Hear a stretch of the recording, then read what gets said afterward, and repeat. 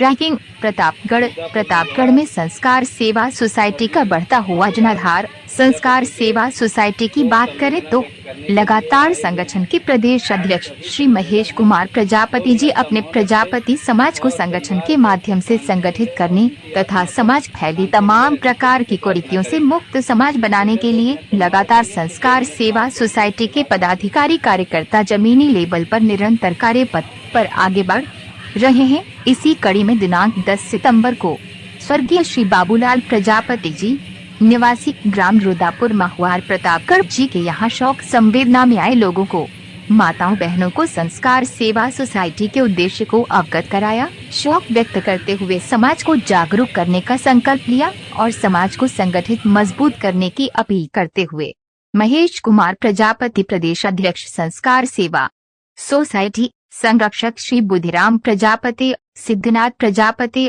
रामजश, कमल कुमार, राज बहादुर, रामकरण तथा दुखी परिवार पुत्रगण एवं बिटिया श्री मनीराम प्रजापति, इंद्रराज, धर्मराज, मदन कुमार, सदन कुमार प्रजापति, संगीता देवी, सुनीता देवी, रीता देवी, सोनी, शिव कुमारी, रूपा, सुनीता देवी आदि मौजूद सभी सम्मानित रिश्तेदार भी इस व्यवस्था को परिवर्तन के लिए सहयोग करने की इच्छा जताई, जिसकी जानकारी यूपी न्यूज चैनल को देते हुए महेश कुमार प्रजापति ने सभी का आभार व्यक्त किया और साथ ही साथ प्रजापति समाज से अपील करते हुए कहा कि जिस प्रकार यूपी न्यूज चैनल प्रजापति समाज की आवाज को बुलंद करने का काम कर रहा है वह बहुत ही सराहनीय है। इसलिए मैं सभी प्रजापति समाज से निवेदन करता हूं कि आप सब अगर अभी तक चैनल को सब्सक्राइब नहीं किए हैं तो लिंक पर क्लिक चैनल को सब्सक्राइब जरूर करें। मिशन है, जो उद्देश्य है उसके विषय में के बारे में बताएंगे। मेरा नाम महेश कुमार प्रजापति है, जगदीशपुर का निवासी हूँ। संस्कार सेवा सोसाइटी के उद्देश्य से जैसे हमारे यहाँ समाज में किसी के यहाँ अन्य समाज में कहीं भी घटना दुर्घटना होती है तो हम लोग सर्वप्रथम एक रामनामी चुनरी लेते हैं और उस परिवार के लिए आत्मा पे चढ़ाने के लिए शरीर पर ले जाते हैं।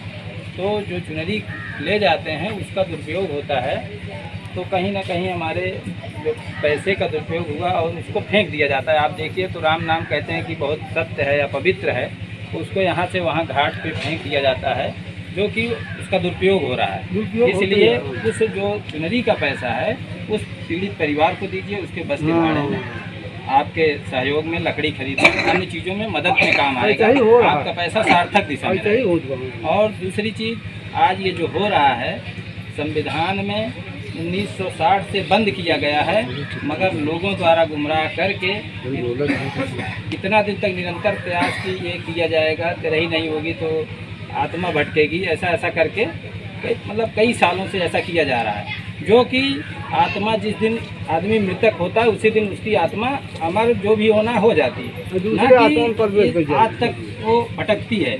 और समाज में नाई विदा करने वाला जो प्रोग्राम है, हम नाई विदा करते हैं, उसके पैर पकड़ते हैं, उसके तेल लगाते हैं, वो हमारा पिताजी नहीं है। हमारे पिताजी जो हैं वो हैं और उसके सिवा दूसरा कोई पिता नहीं बन सकता है। उससे गाली भी पड़ती है और दूसरा एक अलग संदेश भी जाता है कि हम लोग अज्ञानी हैं, दूसरे का पैर पूज रहे हैं। उसका पद है जो भी है उसको दीजिए, मगर वो संदेश जो जाता है वो गलत दिशा में जाता है। हम माताएं बहनें जो भी विधवा होती हैं उनके पैर पकड़ के रोती हैं, ये सब गलत है।